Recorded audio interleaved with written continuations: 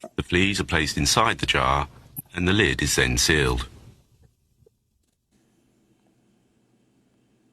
They are left undisturbed for 3 days. Then, when the jar is opened, the fleas will not jump out. In fact, the fleas will never jump higher than the level set by the lid. Their behaviour is now set for the rest of their lives. And, when these fleas reproduce, their offspring will automatically follow their example.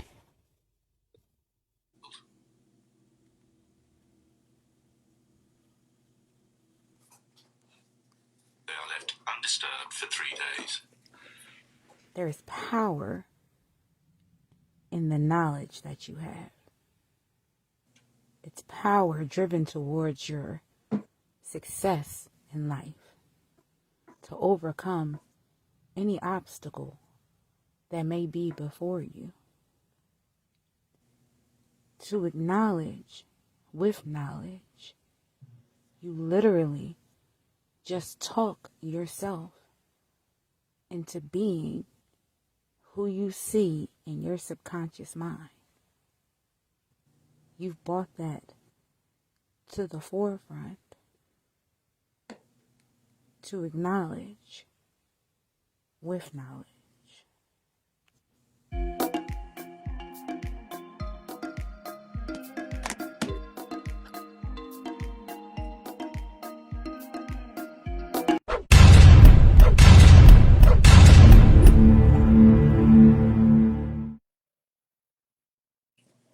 What's going on, beautiful people? It's your girl Kira Savvy here. SavvyKira on Instagram and Facebook. And this is, you already know, literally, Just Talk Radio. To acknowledge with knowledge. We are opening up season 2 on Mind of the Storm podcast platform on Facebook. And I'm so thankful to Mike hooking us up in the studio. Man, we got an excellent start for y'all. And I just like to say, at the beginning of my show, literally Just Talk Radio, I'm rounding up on 2 years now with literally Just Talk Radio. And these last 2 years have been quite a journey. It's been super phenomenal. And being able to be here in front of a live audience just really speaks to that. In the beginning of the show, it was in the middle of the pandemic.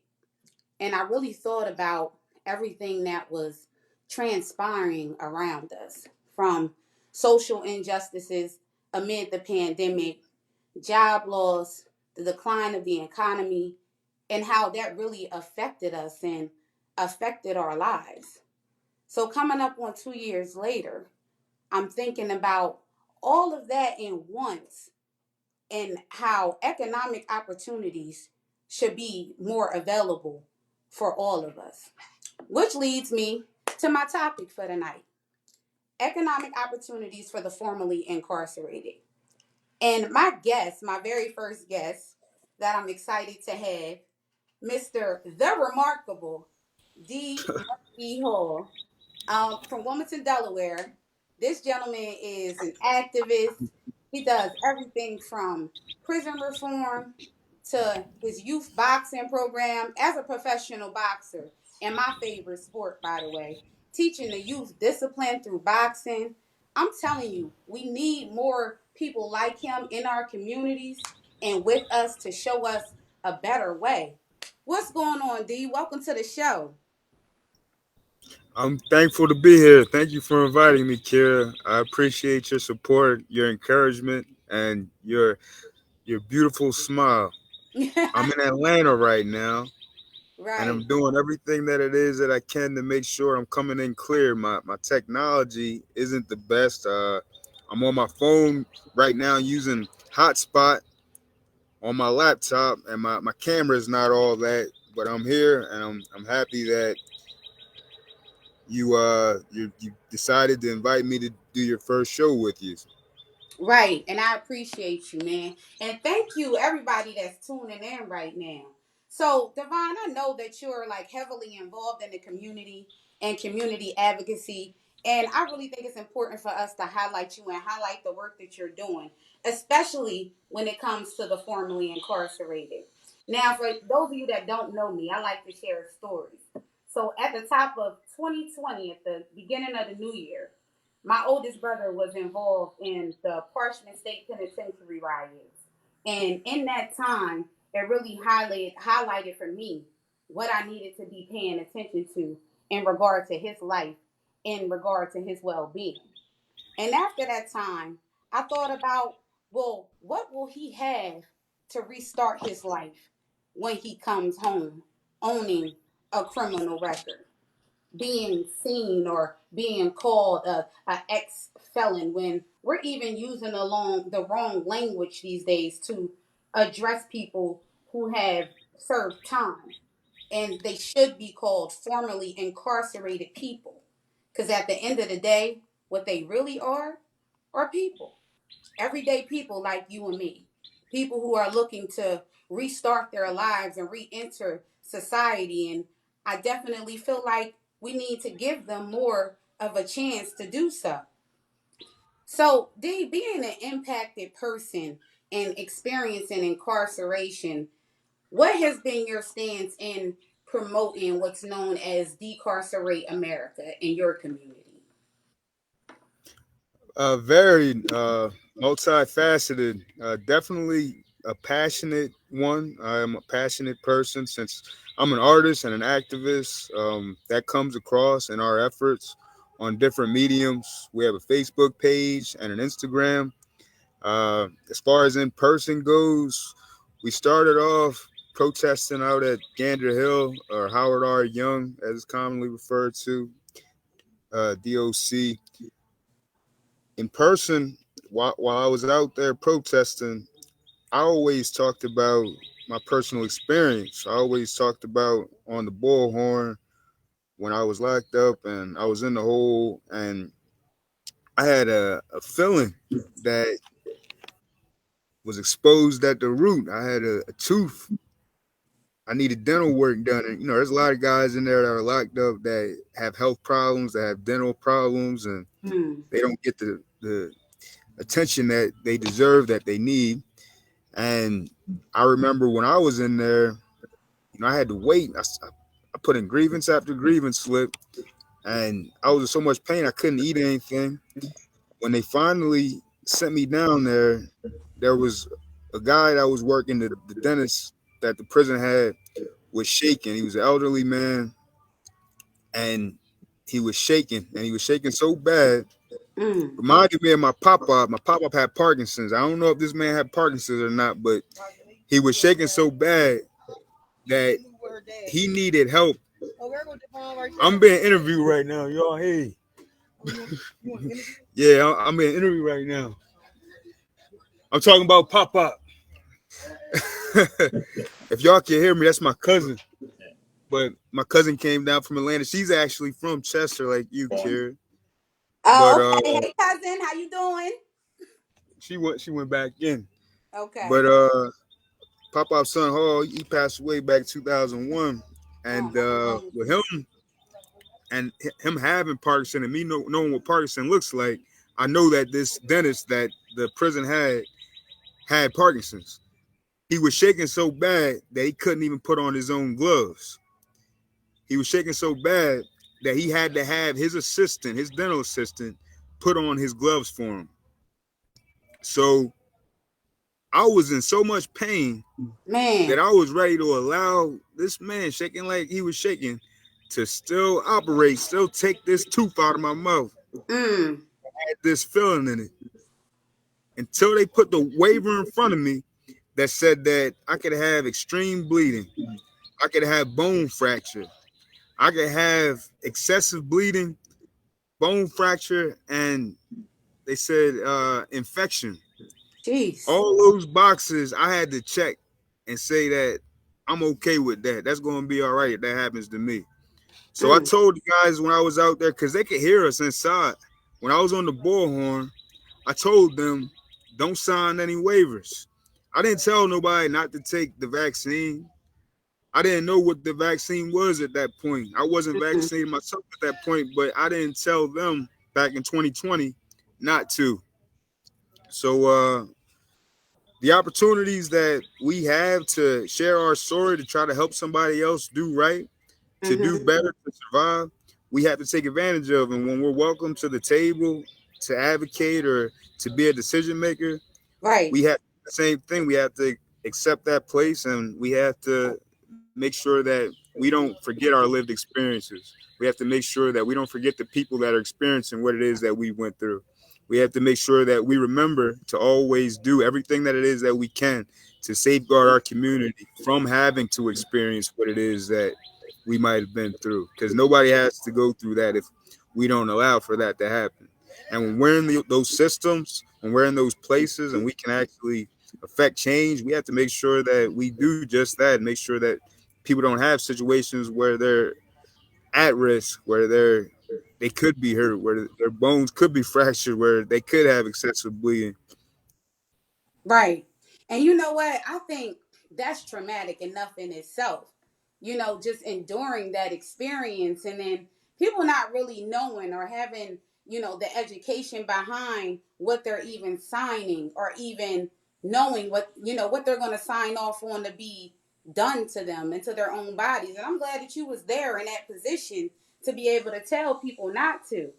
So I really want to know, like, how does the front end trauma, being on the forefront of those things, being incarcerated and fighting for the formerly incarcerated, how does that destroy families and how does that prevent us from fighting and standing for our communities the way we really should? So an accident causes catastrophic injury to everyone in the vehicles involved, and a lot of times to the environment where the accident takes place. Many times, trauma is not something that we see. Many times it's mental. It's something that affects your mind. But everybody in that vehicle that was in that accident experiences some sort of trauma: physical, mental, spiritual, emotional, fear, you scared, whatever it was. Mm-hmm. If you were in the back of the car or the bus or whatever it is, the back of the vehicle, you experience what it is that they experience in the front. When I'm talking about the front, you you could be a parent and you could do the wrong thing. Mm. The sins of the father, the sins of the mother are passed along to the generation that comes after them.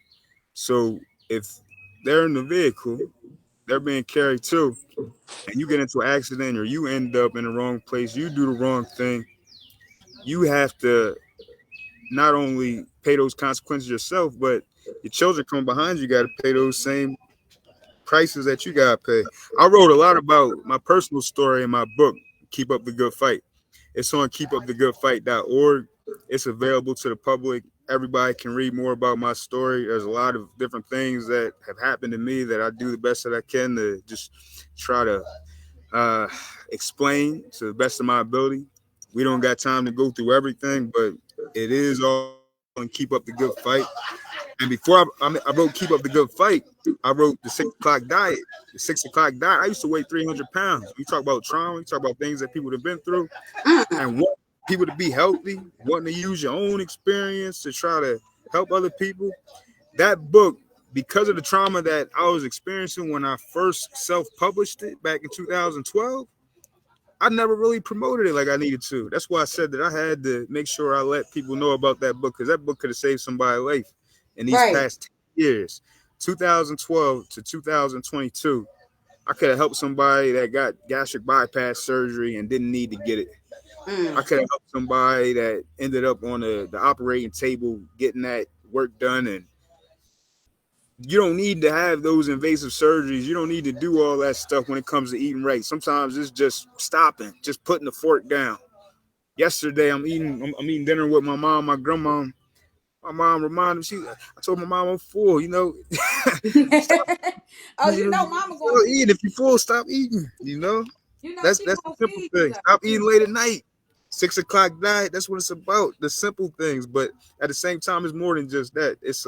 right. It's 6 different variations of the 6 o'clock diet. It ain't just stopping and eating, but yeah, we gotta do the best that we can to help other people and we do everything that it is in our power to do that.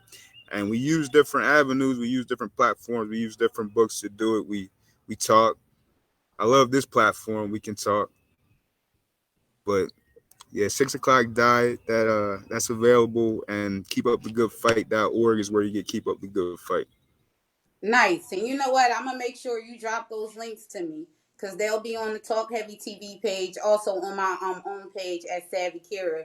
But I think that's phenomenal. Yo, D, I did not know that you weighed 300 pounds. Like that's 300. I man. was a big boy. Yeah, Look, yeah. I'm I telling was you, a big boy. looking at you now, you would never tell. Like you would never tell a difference.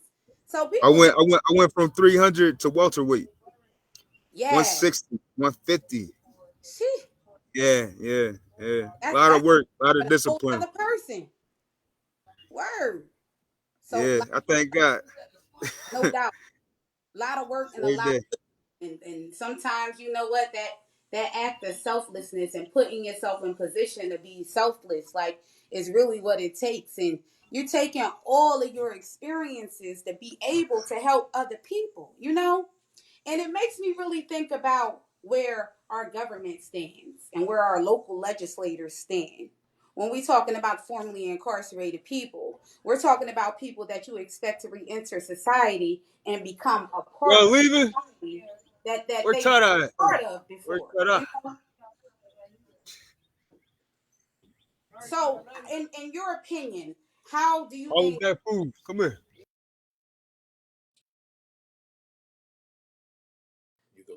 how do you think our government and local legislators can even nonprofits provide economic opportunities for formerly incarcerated people? I gotta.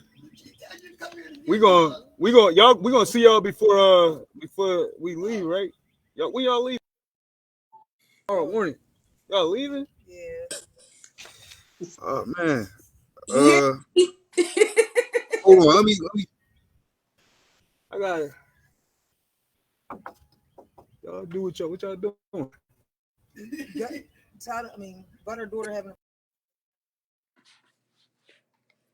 So he getting his family situation together right now. What I really wanted to highlight is our government and our local legislators and our officials who tell, formerly incarcerated people to come and re-enter our society and tell them to be productive, tell them to find jobs, tell them to maybe even go back to school and get an education. I was reading on the DOC website an article from PADOC, Department of Corrections, and in that article, they were basically saying how 60% of that population is expected. He's back.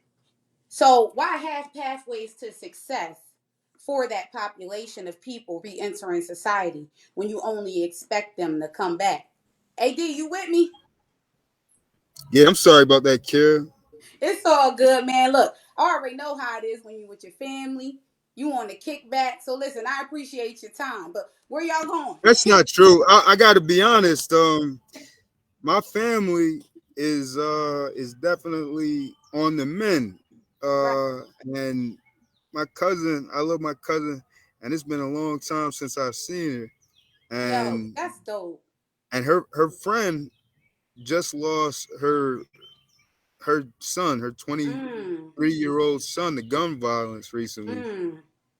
And we have to do what we can to be supportive and we got to be available to everybody, no matter what it is that we doing. We got to be available to everybody, and we Yeah. can't not be like, I'm gonna pray about everything. We always say, oh, we gonna pray.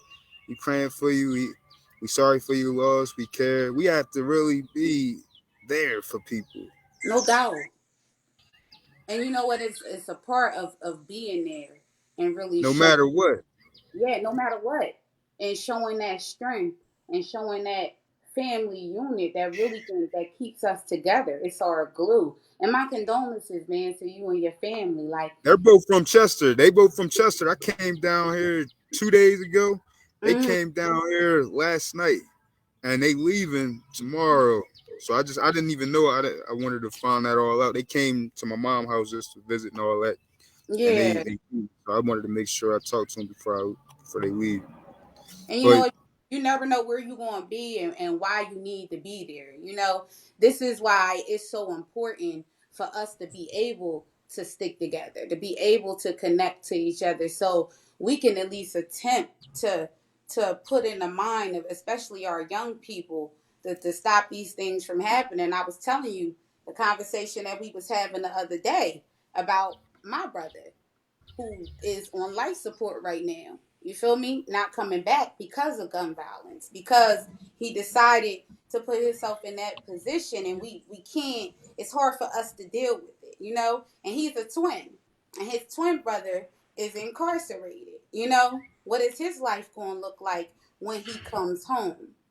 You know, how is he going to be able to restart his life and make something better for his generation? I got 6 nieces and nephews from that one brother. You know what I'm saying? Just being mm-hmm, able to look at them and look at his son, look at his junior, look at his daughters and say, what can we do? What can we do for our babies? Like, what can we do for our future to ensure that we don't have to put ourselves in position to have to fight for them even after the fact, you know? Like, how can mm-hmm. we prevent that from happening, you know?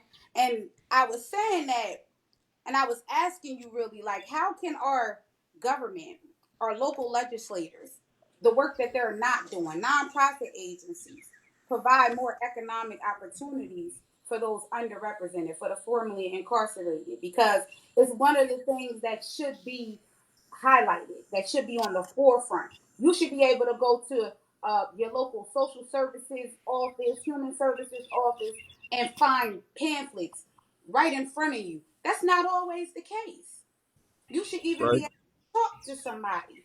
That's not always the case.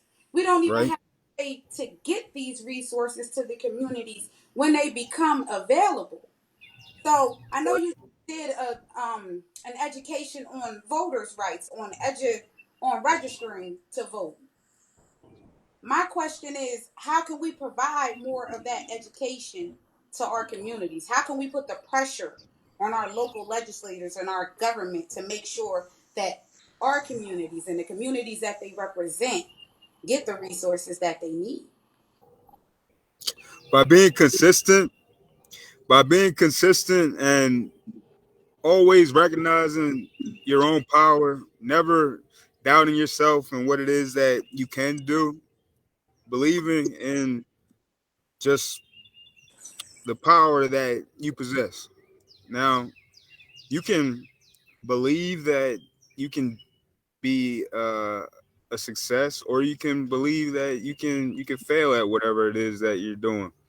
But if you have what they call high self-efficacy, if you believe in your skills, your performance, your thinking, your training, what it is that you've educated yourself, or what it is that you've been educated to do, you're going to have high self-efficacy, and you're going to do everything in your power to organize and hopefully teach other people to have that same belief in themselves that you have. And you guys can all believe in each other and do what it is that you need to do for your community. Our community has low self-efficacy. Our community has low self-esteem. Our community a lot of times has low success rate when it comes to what it is that we're trying to do. We're a little bit off where we thought that we were going to be when it came to the questions. Mm-hmm. Um, I know that understanding, timing, those things are important. When we get them together, when we get our training together, and we practice success, because proper preparation prevents poor performance. Mm. If you have trained to be successful, you're going to be successful. You're going to be a winner. Right. There's certain things that are gonna happen. You Right. might lose, but you can't ever put yourself all the way up here when you win and just continue to always think that that's where you're gonna be. And Mm-hmm. when you lose, you're all the way down here. Be even. Be even. You're talking about government structures. You're talking about offices.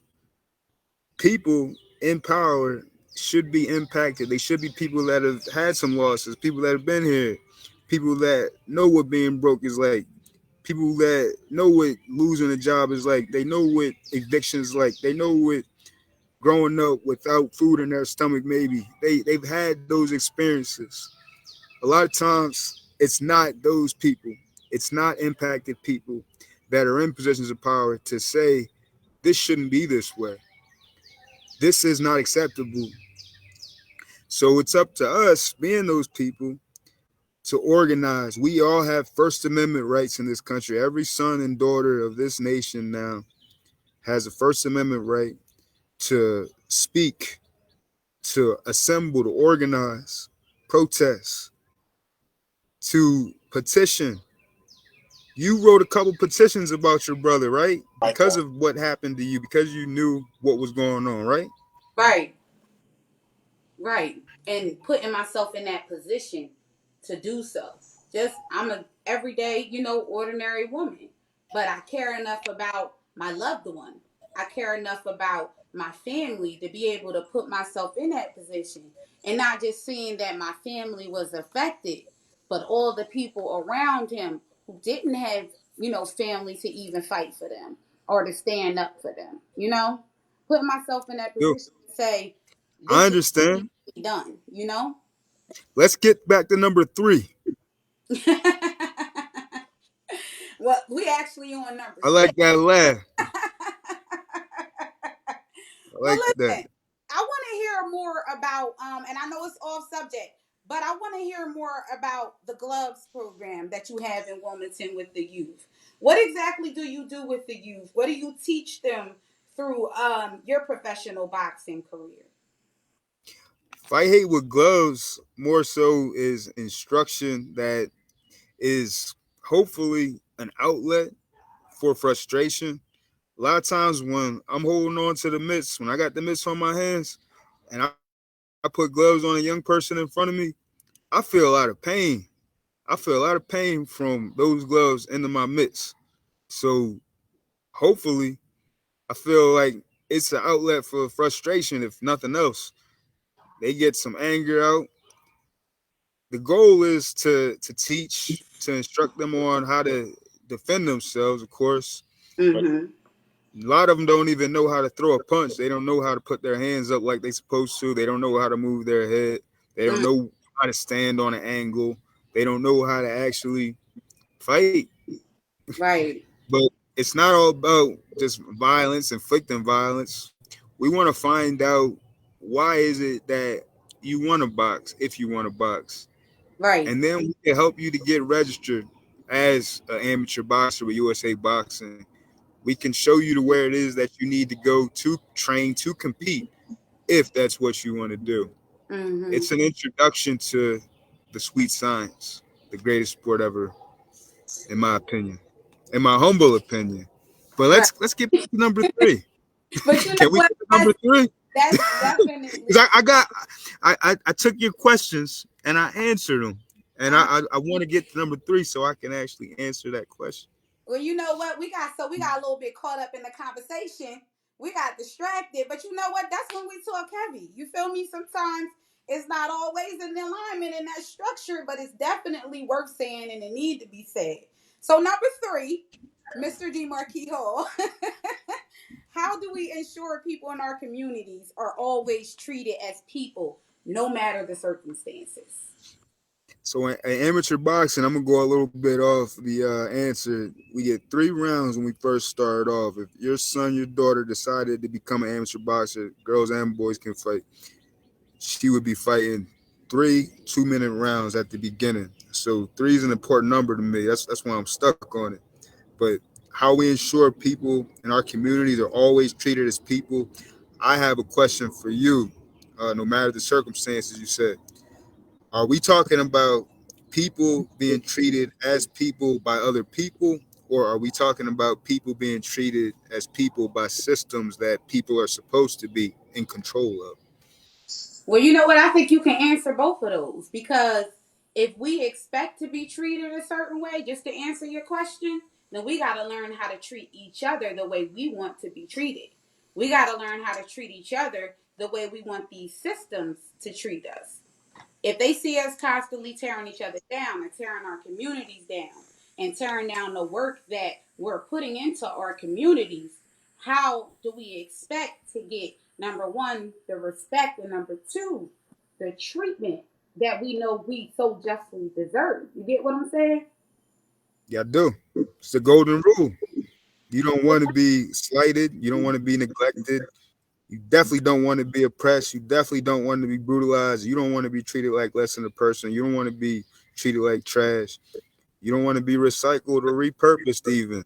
But we must demand that the people that are being helped, that are being corrected, that are being put in these places where they're supposed to be treated as people, should be treated as people, not Mm-hmm. criminals, not trash, not thrown away. Everybody deserves a second chance, and we're used to hearing that.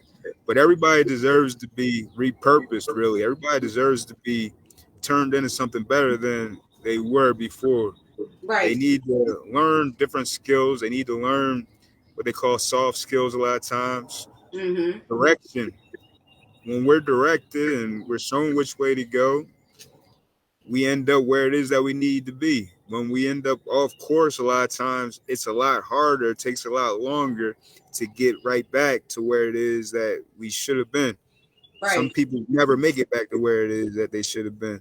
Mm-hmm. But that's the difference. You know, when you're born in the suburbs maybe and you go to a private school and you have a parent that gives you an education, and maybe a house, and maybe you meet who it is that you're supposed to meet early. You end up in a better place. You don't make those mistakes maybe, Mm-hmm. or you end up with those things offered to you and you go the wrong direction. Maybe you start using drugs. Maybe you end up locked up, DUI or something like that. Mm-hmm. You end up in jail. So you got to get back to where it is that you were before somehow. Right. And it takes you a little bit longer to get to where it is that we all want to be, to get to that success, to have that family, to have that house, to have those children that you're able to give everything that you were given. It Mm-hmm. takes time, but that definitely that definitely is something that all communities can identify with, just being where it is that we need to be, treating each other with respect. As I said earlier, you know, the First Amendment gives these rights to the First Amendment is speech, Mm-hmm. petition, religion, assembly, protest. That's afforded to everybody, every son and daughter of this nation Right. has that same right available to us. And that doesn't matter what your education level is. It Mm-hmm. doesn't matter what your class is, your income status. It doesn't matter what your sexual orientation is. It doesn't matter what religion you are. It doesn't matter where it is that you come from. It doesn't matter your color, your creed. And I thank God for being able to do everything that we should be able to do. And if we can't do it, we have to fight and demand what it is that we must. That's what America's all about. Right. Land of the free and home of the We brave. work together. We work together, arm in arm, hand Right. in hand, fist Right. in fist. And I think we We need fight. we need to make sure that we promote more of that. You know, we also need to tell people in our communities that there are some amongst us who will provide you what you need to get to the next step, you know? And I really want to speak to going through those experiences and having those experiences. Sometimes you have a major setback for a major come up. The Right. experiences that you've had and the things that you've endured in your life, whether you want to see it or not. You know, the hardest thing for people to understand is everything happens for a reason, you know? I Right. think it's been one of those things in my life that I even had a hard time understanding until I came to a conformed conclusion that it does happen for a reason. I may not understand the reason in the moment, and whether it be detrimental to what I'm doing, whether it be hard in that moment, it's for a reason. The question is, what are you going to do to come back from it? You know, we got to be That's able to right. do the hard work and to do what's hard. And a lot of times we can't do that because we don't know even just where to start. So that leads to this final question, and that's the importance of restoring lives and resilience training. You know, what does that actually mean for you, resilience training? Oh wow. That's an awesome question. For me, it's like an actual thing. It's a Mhm, call. It's a phone call that I make on Wednesdays to be a part of this training with Stanley H. Green. Stanley H. Green bought this whole platform, this whole idea mm, from the power. It's power thinking, mhm, and University of Pennsylvania psychology head back in the day, Martin Seligman, had this term that he used, that he coined, and I guess that Stanley H. Green, I believe, purchased, called learned helplessness. yeah, you was telling me about that. Learned helplessness. Yeah, uh-huh. What you showed, what you showed at the beginning of what were those bugs in that jar at They the were beginning of this fleas. video? They were, Fleas. yeah. Mm-hmm. Very poignant. So Mm-hmm. fleas in a jar. They did a experiment that the fleas can. The experiment that Martin Seligman did was with dogs, actually, not the fleas Hmm. on the dog, but with dogs. And the dogs that could get out of the cage, I'm looking at a fence right now with a door. I think all fences have doors. Gates are without doors. Fences are with doors. But I'm looking at this fence. If I opened it up, Peppy here that's running around, a little what kind of dog is Peppy? He's not a Yorkie, he's something else. But Mm-hmm. if he wanted to, he could run out of that fence. Right. Not to say that he's helpless, because he's well taken care of. He's not helpless. But most dogs aren't going to run out of a fence. They're not going to run out if they're here. Even a dog in a cage that doesn't have a whole lot of room, they're not going to try to run out of the fence. But it's all about just thinking that you can. Right. Now, if you can't even imagine winning, that's Mm, why the Obama presidency was so amazing, because they had hope. A black man was never supposed to be elected president. In 2008, when Obama won, I was in jail. I yeah. never thought that a black man was going to be elected president. That would have been the first election that I could have voted in. But if you don't have hope that you can achieve something, you don't believe that it can happen. If you get out of jail and you got all these barriers, you got to check that box now. You you can't live at this place. You can't do that. You can't get this job. You can't get approved for this loan. You talk about economic opportunities and business opportunities. There's grants and things like that that would be awarded to some folks, but they might not be awarded to you. All these different barriers that exist, these different rules that are made to a lot of times keep folks that look like us, that have been through what it is that we've been through, to keep us from having everything that is made available, that a lot of times is supposed to be for folks in the position that we're in. Those things aren't available. I just I know that every one of the obstacles that exist, these barriers, we have to do everything that it is that we can, whether that be run, whether that be just vote, whether that be just make noise about, to organize. We have to do everything that it is that we can, and it starts with belief. We have to believe that we can. If we don't believe that we can, this is a long roundabout way of saying that we won't do it. We won't be able to do anything that it is in our power because Mm-hmm. we don't believe that it's in our power. But when we believe that we have the power to do just as we say and just as we see, that gate opening up. Because imagine, I don't know if you've seen those videos fighters put out. Like there's two dogs on each side of the gate and they barking at each other. Mm-hmm. But then when they open up the gate, they just look at each other. They don't go and actually fight each other. Mm. So They, learn helplessness. Martin Seligman, the dogs, they didn't even try to get out of the cage. They was conditioned to believe that they can't get out of the cage. They can't get from behind the fence. right. So they didn't even need to close the gate on them anymore. The gate. I know Yeah. that Carter G. Woodson, who started the Black History Month, Carter G. Woodson started Black History Month as a week. He wrote a book called The Miseducation of the Negro. And in that book, he talked about how a person who's made to believe that he's second class or made to believe that he's less than that, he'll not only find a way to get to a back door instead of going through the front door, he'll create a back door when he believes that he doesn't deserve to go through the front door. Right. So that's all. That's what learned helplessness is all about. For me, I see it a whole lot differently because I've experienced different things than most folks that are on those calls. But we uh we take what it is that we learn. You know, I wouldn't have ever came to boxing if I didn't lose my uncle. I wouldn't have felt so good when I hit the heavy bag and got the frustration out.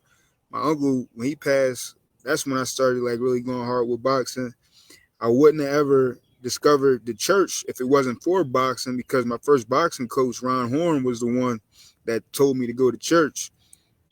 I was dealing with a lot and God, prayer, everything that it is that we can work out with Mm-hmm. the spirit, truth and love and peace and kindness. That was needed. So from the church, I went to Legislative Hall. It wasn't until I went to Mother African Church and Rachel Livingston was working with Delaware Repeal. It wasn't until she got me going down to church protesting with her for people to never have to worry about being executed again in the state of Delaware.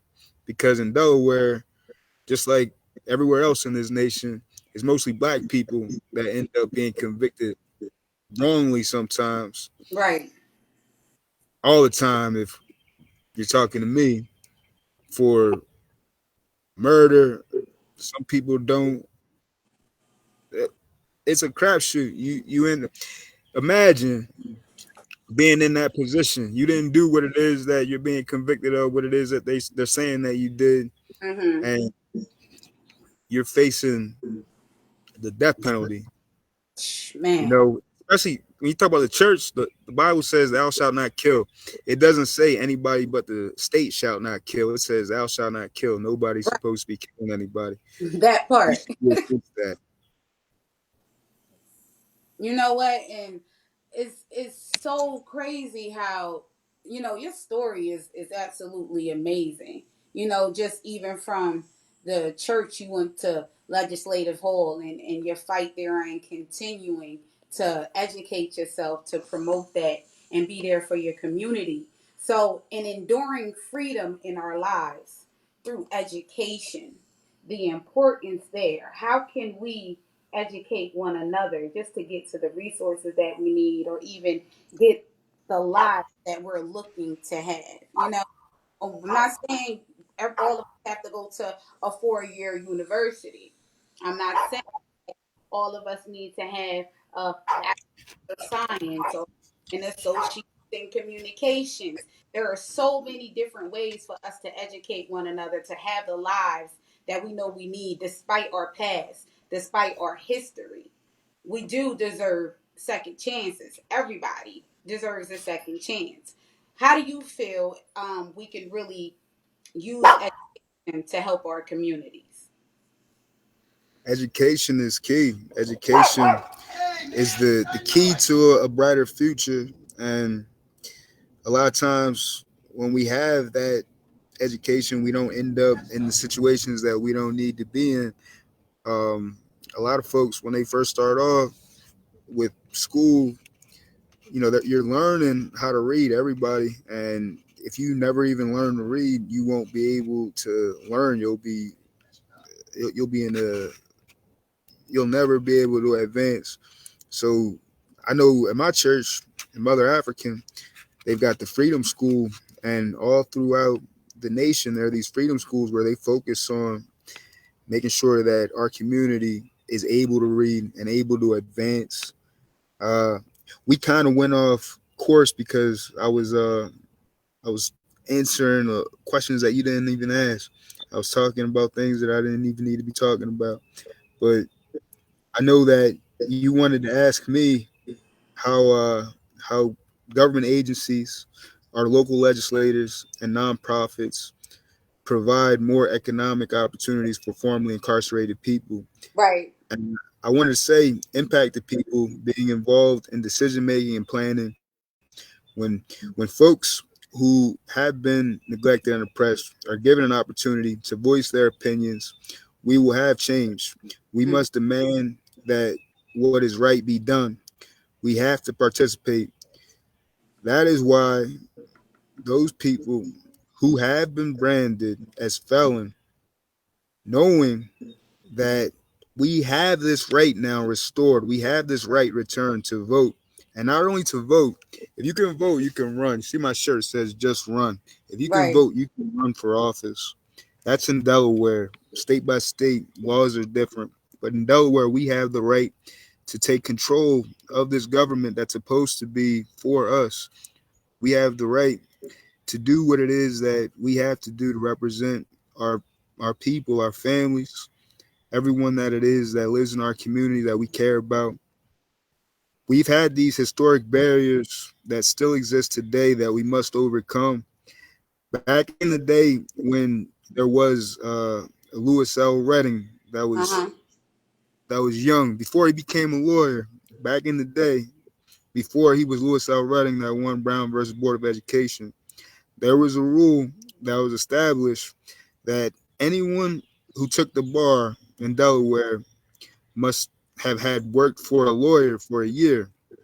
So because no white lawyers were allowing any black pre-law or black students that wanted to be lawyers to work for them, they didn't hire these black people. There were no black attorneys.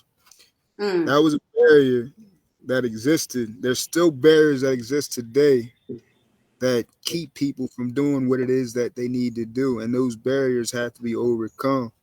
There's rules that are in place and there's little slates that are made. There's different things that we have to deal with. Sometimes it's just an email that we get back that says, oh, you didn't check this box or you didn't fill this out the right way, or Mm-hmm. you have to, there's certain things that we have to overcome. It's still it's still a fight every single day, and we got to do everything that it is that we can. And with that being four, I think that's four. We're at five now. I think my numbers are off. Our numbers got a little thrown off, but thank you. It's all It's good. okay. Because listen, the people got more than what they bargained for, and I'm telling you, it was absolutely phenomenal. So, D, I'm gonna ask you a question that's not written down that I've asked you before. Are you running again? Because you need to, yo. And I told you I, that before. You for the people. You are exemplary in what it means to represent a community. What's up with it?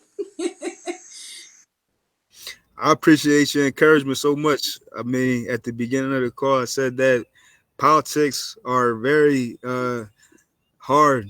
They're very, not to say that they're not uh, something that we should be a part of. Not to say that it's not something that we should participate in, Mm-hmm. but for your health, for your mental health, your emotional health, your Mm. physical health, it's hard on people. Pray for all your representatives, especially the ones that make themselves available to you, the Right. ones that give you the access.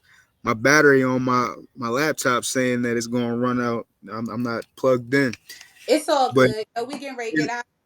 No doubt. well, I know we're almost done, but but that's a great example. That battery on that laptop, the Yeah, battery that we have in our hearts and our minds, the capacity that we have to do things on right. our own. There's You so gave much it that all we you can got. do on our own, but there's so much more that we can do together Right. as a group of concerned people, concerned citizens, family members.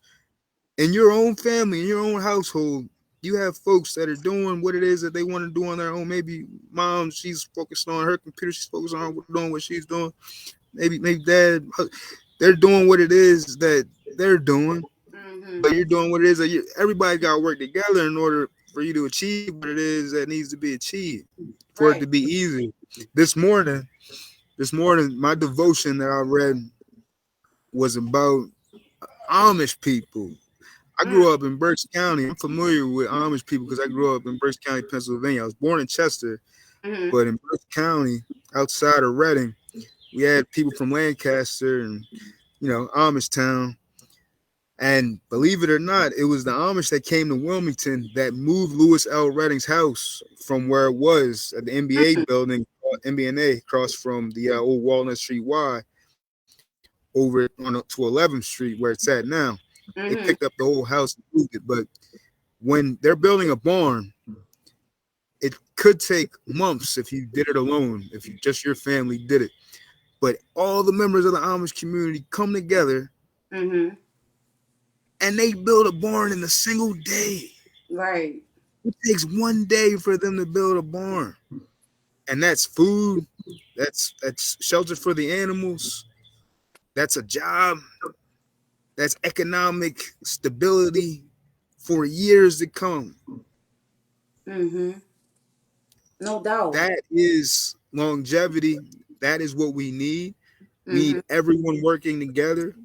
We need success because we we can't do it alone. We And when can't. we do work together, we're going to achieve so much more and it's going to be faster. Right.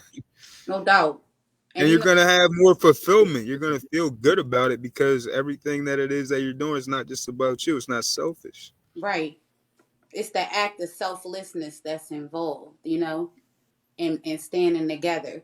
But yo, D, I appreciate you, man. This has been a phenomenal talk. I'm gonna let you go ahead and family. Um, make sure you send me links to events to what you got coming up in the community. They'll be posted on my Facebook page and Instagram at SavvyKira. Talk Heavy Yep. TV, literally just talk radio. Yo, I appreciate Savvy. you, man. Savvy Thank you care. for this. No doubt.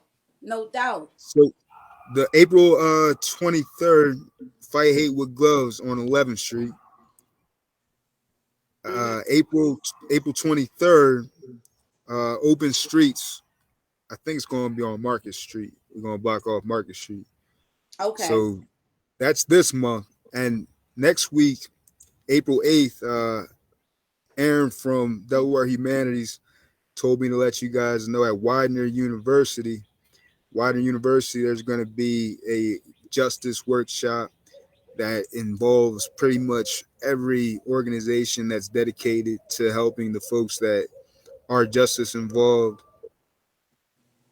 Dope. Dope. Thank you, D. Yo, I appreciate that. And thank you for sharing. Thank you for sharing your story. Most importantly, thank you for the work that you're doing in your community, man. And keep up the good fight. Okay. All right, y'all. That concludes the episode of Talk Heavy TV. Got some upcoming events coming up. Make sure you check out open mics on Mind of the Storm podcast every Tuesday, or Facebook page every Tuesday, 6 p.m. Eastern Standard Time. Get your funny on. Take a lunch break with the fuck every Wednesday, 12 noon. Definitely a dope show. Our Voice Matters every first and third Thursday on Mind of the Storm podcast as well.